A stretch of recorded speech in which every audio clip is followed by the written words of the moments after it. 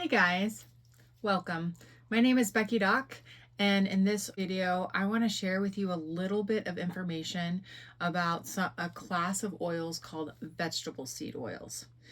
This class of oils is something you should probably never put inside your body if you can help it. The difficult thing is, almost every restaurant in America uses this type of oil to fry their fried food in. They use this type of oil when they're making their salad dressings. They use this type of oil when they're seasoning, marinating, and otherwise preparing the dishes in the restaurants. So if you are actively trying to avoid these oils, you have to be very careful when you eat out. The other thing is if you use convenience foods, you need to read the label carefully. And I will put a list of the different types of oils I'm referring to somewhere on the screen so that you can screenshot it, write it down, whatever you want to do to make sure that you do your very best not to eat these oils. And you might ask yourself, why? Like, why do I care? Well, I'm going to just talk about 4 of the biggest vegetable seed oils out there, and I'm going to give you a little bit of history and information about them so that you can make a more informed decision about whether or not you want to feed them to yourself and or feed them to your children. And in addition, these oils have been shown to be very inflammatory. There are actually some doctors out there that speculate part of the reason that we are having higher rates of diabetes is not necessarily because we're eating so much more refined carbohydrates and sugars, although those do contribute. And if you suffer from high blood sugar, you should limit those as well. But in addition, all of this extra processed fats and inflammatory things we're eating are making our cells sick because every cell in your body is made up of a lipid bilayer. And this lipid bilayer has certain transporters that transport nutrients back and forth. And the lipid bilayer, lipid is the scientific word for fat. So if all the fat or close to all the fat you are consuming come from these toxic oils, then your body at some point has no choice than to incorporate them into all of your cells.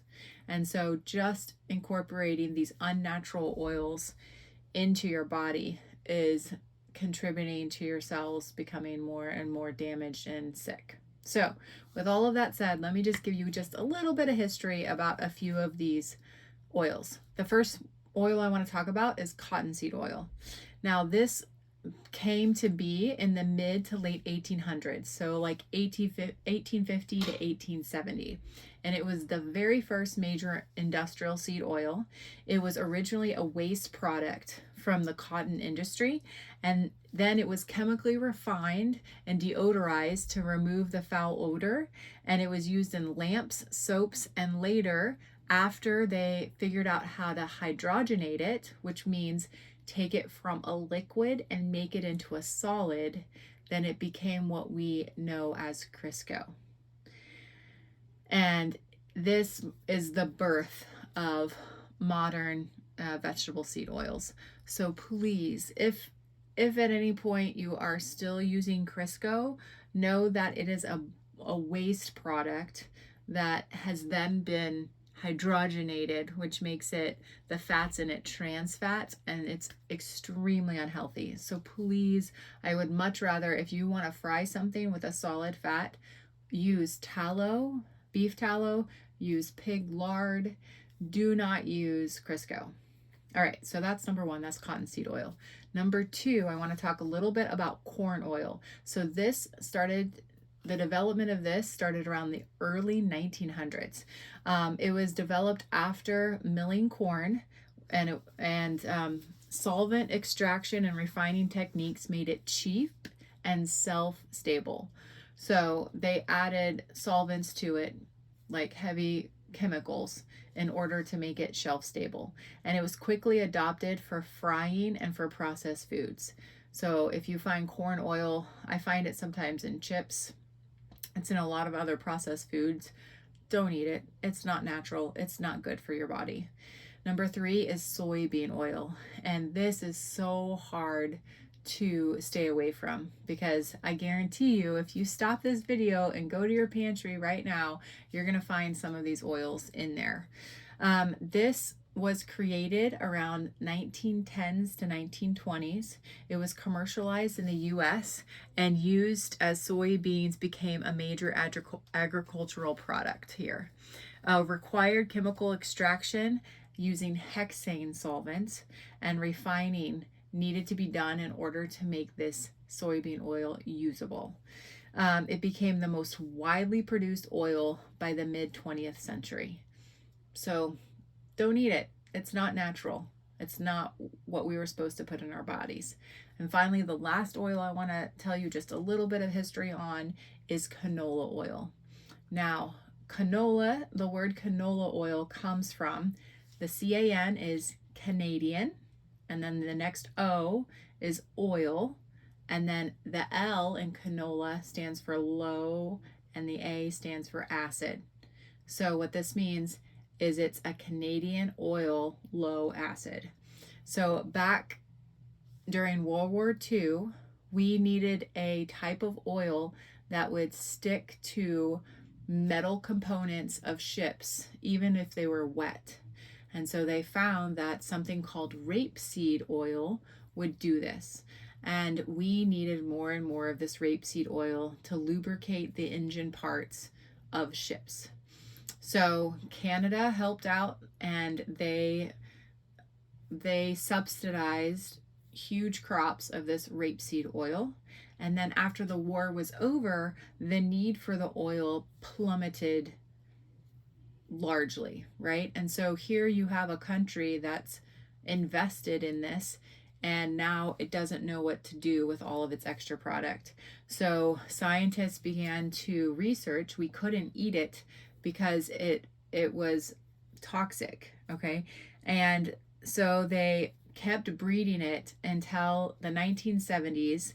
They finally reduced the toxins enough and refined it chemically enough to make it a low acid oil. And they called it canola oil. And it's one of the most widely used vegetable seed oils there is. And it's very bad for you. So my message, my overall message is be aware. Ask when you go out to eat, hey, what do you fry your food in? What do you cook with when you're making whatever dish you're about to eat? And also just go to your pantry right now and pick up any type of sauce or salad dressing or mayonnaise. I mean, it's everywhere. So maybe I'll make my next video. I could take you to my pantry and show you what some alternatives are, because it is hard to stay away from these oils. But once you get a little bit of education about just a list of them, even what you're supposed to stay away from, and then hopefully finding products that are not as toxic. So the general rule of thumb, if you're going to use oil for cooking or frying, make sure that try to stay more toward the solid oils. So use butter is fine, ghee is fine. If it's going to be higher fat cooking, tallow is wonderful, so is lard. There's also coconut oil that you can use. As long as it's clean and comes from a good source, avocado oil can be good. And finally, olive oil can also be good. The olive oil, you have to be careful though, because in the United States, some of the cheaper olive oil that you get is actually cut with vegetable seed oil, meaning that they add vegetable seed oil to it and they don't have to tell you about it.